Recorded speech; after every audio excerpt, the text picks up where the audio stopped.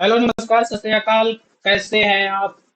उम्मीद करता हूं कि आप बढ़िया हो, आपके फैमिली वाले भी बढ़िया हो। Interview series bank interview question का पार्ट 3 में आपका स्वागत है। जैसे मैंने पिछले दो इंटरव्यू को दो पार्ट बना चुका हूं इंटरव्यू क्वेश्चन का, बैंक में जो specially SBI PO and IBPS PO के लिए पूछा जाता है। तो ये पार्ट 3 है। आगे बढ़ने से पहले मैं ये बताना चाहता हूँ कि मैं मॉक इंटरव्यू भी कंडक्ट करता हूँ। अगर आप मॉक इंटरव्यू देना चाहते हैं तो कृपया डीएम करें। उसका लिंक मैं टेलीग्राम चैनल का दे दूंगा अपने डिस्क्रिप्शन बॉक्स में, या कमेंट सेक्शन में करें, मैं वहां पर आपको भेजूंगा। सबसे हर वीडियो में मैं ये बता रखा हूँ, ऐसा कितने लोग होंगे जो पहली बार इस वीडियो में आएंगे, इसलिए मैं ये इस स्लाइड हर वीडियो में डालता हूँ कि अगर आपका इंटरव्यू है तो तीन चार चीज बहुत ध्यान रखें। प्रैक्टिस जरूर करके जाएं। ऐसा ना सोचे कि इंटरव्यू है हो जाएगा, क्योंकि कंपटीशन जो है भाई बहुत ज्यादा है। प्रैक्टिस करें। जो आंसर दे वो रिलेवेंट होना चाहिए। कहानी नहीं बनाना नहीं आता है अगर साफ मना कर दीजिए कि सर नहीं आता है, जो भी मैम नहीं आता है। अपने पर्सनालिटी शो कीजिए, ड्रेसअप अच्छा से कीजिए।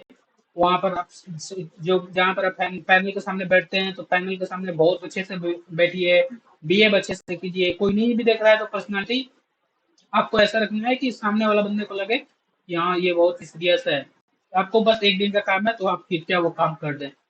और हाँ, अगर आपको उससे कोई सवाल पूछा गया, अगर आप उसका आंसर नहीं दे पाते हैं तो आप उनसे डायरेक्ट आंसर जान सकते हैं। उनसे उनको ये लगेगा कि आप जो है इच्छुक व्यक्ति हैं।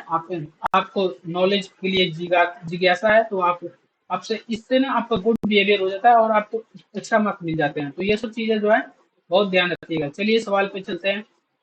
ठीक है। सबसे पहला, जो टाइप्स ऑफ अकाउंट होते हैं बैंक में, जैसे कि सेविंग अकाउंट हो गया, करेंट अकाउंट हो गया, ये सब जो टाइप्स होते हैं, ये इनके बैंक में क्या होते हैं, इनका क्या फीचर्स होता है, सेविंग अकाउंट का क्या फीचर्स है, करेंट अकाउंट्स का क्या फीचर है, ये सब जो है आप इसके बारे में पढ़ लीजिएगा। अगर आप चाहते हैं कि मैं इन सब का आंसर दूं तो आप मुझे कमेंट सेक्शन में बता दीजिएगा, तो मैं जब नेक्स्ट वीडियो बनाऊंगा उसमें से आंसर देना भी चालू कर दूंगा। ठीक है। ये बहुत सारा ये भी सवाल पूछा जाता है कि डिपॉजिट्स जो होते हैं वो क्या होता है, एडवांस जो होते हैं वो क्या होता है, ट्रेजरी बिल्स जो होता है वो क्या होता है, इन सब पे भी सवाल पूछा जाता है। ट्रेजरी बिल्स जो होता है कौन इशू करता है, क्यों इशू किया जाता है, तो इन सब के बारे में बहुत सारे समय सवाल पूछ लिया जाता है। ठीक है। अगर आप पीओ बन गए तो आपसे ये पूछा जाएगा कि आप एक मतलब एक जनरल सवाल हो सकता है कि आपको कैशलेस ट्रांजेक्शन जो है आजकल आपको मालूम है कि डिजिटल इंडिया की तरफ जा रहा है। तो आपसे ये पूछा जा सकता है कि कैशलेस ट्रांजेक्शन जो है उसके लिए आप क्या कर सकते हैं, हम कैशलेस ट्रांजेक्शन को प्रमोट कैसे कर सकते हैं।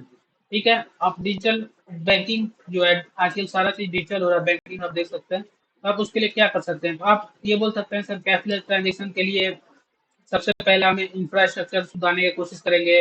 दूसरा ये बोल सकते हैं कि अवेयरनेस सबसे इम्पोर्टेंट इसमें, इन सब का जो सवाल आता है ना, इन सब में आप ये बता सकते हैं अवेयरनेस फैलाएंगे। क्योंकि सर आप जानते हैं कि बहुत सारे अभी भी इलाके हैं जहाँ पर फाइनेंशियल इंक्लूजन नहीं हुआ है और लोगों के पास जानकारी नहीं है और हमारा लिटरेसी रेट भी कम है। तो इसलिए अवेयरनेस के थ्रू हम कैशलेस ट्रांजेक्शन को प्रमोट कर सकते हैं। तो ये सब जो पॉइंट अगर आप दीजिएगा ना तो उनको बहुत ज्यादा हिट करेगा और आपको से ज्यादा उम्मीद होगी और आपको ज्यादा मार्क्स मिलेगा। ठीक है। ये भी सवाल एक पूछा जाता है, इम्पोर्टेंट सवाल ही है कि टर्म डिपॉजिट और रिकरिंग डिपॉजिट क्या होता है। टर्म डिपॉजिट और रिकरिंग डिपॉजिट क्या होता है और कस्टमर को आप क्यों रिकमेंड करेंगे, कौन सा रिकमेंड करेंगे। तो जैसे टर्म डिपॉजिट मान लीजिए 6 महीने 1 साल, जो फिक्स डिपॉजिट टाइप का होता है उसे ही टर्म डिपॉजिट बोलते हैं। और रिकरिंग डिपॉजिट ये हो गया कि जो हर मंथली जो हम डिपॉजिट करते हैं, तो आप उस कस्टमर को कौन सा रिकमेंड करेंगे।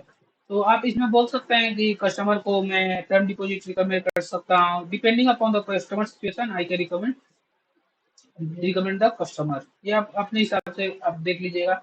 मेरे हिसाब से आरडी अगर सही है, अगर कस्टमर अगर हर मंथ पे कर सकता है और तो मैं कस्टमर को बेनिफिशियल और बैंक का भी बेनिफिशियल होगा, क्योंकि जो फ्लो है मनी का वो बहुत ज्यादा ज्यादा आते रहेगा। केवाईसी का काफी बार फुल फॉर्म पूछा गया। मैं बहुत सारे दोस्तों से मिला और जानने की कोशिश किया, तो केवाईसी का जो है सबसे फुल फॉर्म पूछा जाता है, इसका इम्पोर्टेंस क्या है और केवाईसी के लिए क्या क्या डॉक्यूमेंट रिक्वायर्ड होना है। तो आपको कम से कम ये तो मालूम होना चाहिए कि आधार कार्ड पैन कार्ड रिक्वायर्ड ही होता है केवाईसी के लिए। ये सब जो चीज है ना, एकदम जनरल नॉलेज की क्वेश्चन है और आपको मालूम होना चाहिए। एनपीए मैं दोनों तीनों वीडियो बना रखा हूँ, लेकिन इसमें हर बार ये मुझे सवाल देना डालना पड़ता है क्योंकि आप इसका इम्पोर्टेंस बहुत है। ये आप इसको ना आप चीनी की तरह घोल कर पी जाइए। ये आपको मालूम होना चाहिए कि नॉन परफॉर्मिंग एसेट क्या है, इसके लिए सरकार क्या कदम ले रही है, बैंक क्या कदम ले रही है, आरबीआई क्या स्टेप्स ले रहा है, तो ये सब आपको मालूम होना चाहिए। ये अगर आप पीओ में जा रहे हैं तो आप ये उनसे कुछ आपसे ये क्रॉस क्वेश्चन हो सकता है कि हम लोग लॉन्ग टर्म कस्टमर रिलेशनशिप कैसे बना सकते हैं, और क्रॉस सेल बैंक प्रोडक्ट क्या होता है, तो ये आप सब बता सकते हैं। ठीक है। लॉन्ग टर्म रिलेशनशिप बनाने के लिए बोलिए कि सर कस्टमर का जो भी इशू है उसे हम जल्दी से जल्दी सही कर सकते हैं, कस्टमर का जो यूजर इंटरफेस है इजी बना सकें कि वो समझ सके कि क्या हो रहा है क्रॉस सेल बैंक प्रोडक्ट्स में। जैसे कि किसी जैसे कि मध्य ग्रामीण बैंक है तो वो क्रॉस सेल में एलआईसी की प्रोडक्ट बेचती है, तो इस टाइप की जो प्रोडक्ट है तो इस तरह आप इसे चेक कर सकते हैं। ठीक है।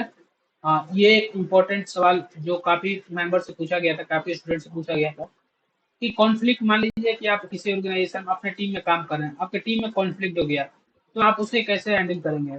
तो इसका भी मैं यही बोलूंगा कि इसका आप आंसर इस टाइप दे सकते हैं कि कॉन्फ्लिक्ट हो गया तो हम तो सबसे पहले मेंबर को सारे को शांत करना चाहेंगे पोलाइटली, फिर सबका पॉइंट ऑफ व्यू जानना चाहेंगे, फिर उसमें से जो कॉमन पॉइंट ऑफ व्यू होगा फिर उस मेंबर में उसे निकालेंगे।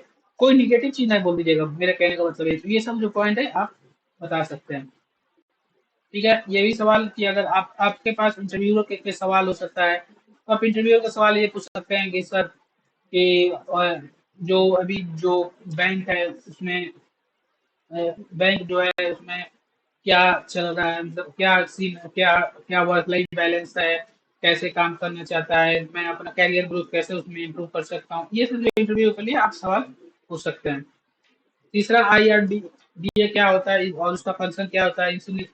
ये इंश्योरेंस रेगुलेटरी बॉडी है। तो जैसे कि हर हर जो बंदे होते हैं ना उन डेवलपमेंट जो बॉडी है उनके बारे में भी सवाल पूछा जाता है, इनका हेडक्वार्टर कहाँ है, ये सब आपको मालूम होना चाहिए। और मॉनेटरी पॉलिसी क्या है, ये भी एक इम्पोर्टेंट सवाल है। मॉनेटरी पॉलिसी कौन लाता है, ये डायरेक्टली पूछ सकते हैं, what is the function of RBI, इस तरह के सवाल भी पूछे जाते हैं। तो ये कुछ सवाल थे। आगे पहले मैं ये बता दूं, मॉक इंटरव्यू देना है तो आप मुझे कॉन्टेक्ट जरूर करें। ठीक है। और कंक्लूजन में मैं ये बताना चाहूंगा कि अगर आपको ये वीडियो सही लगा तो लाइक कमेंट एंड सब्सक्राइब कर दें। Thanks for watching my video, till then God bless you all and keep watching my video. Tata.